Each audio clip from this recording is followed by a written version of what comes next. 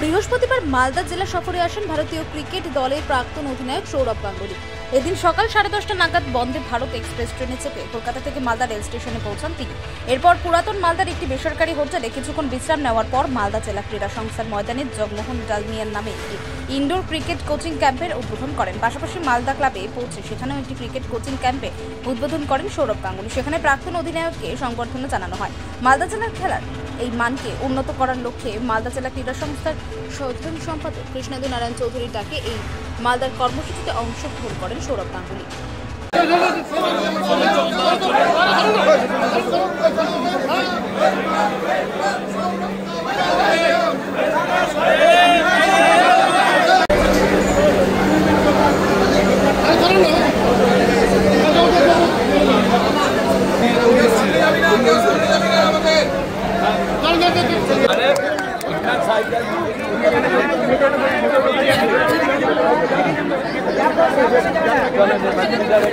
এখানে ফিতা লাগালেন, ফিতা না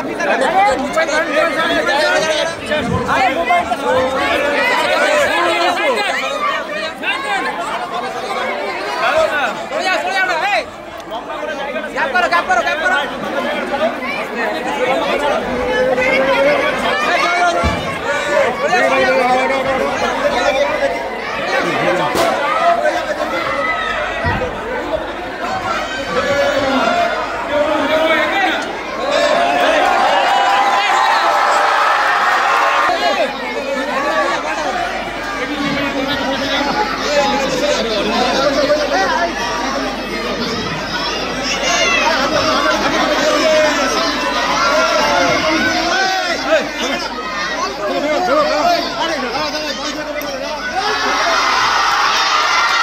ব্যুরো রিপোর্ট, উত্তরের প্রহরী।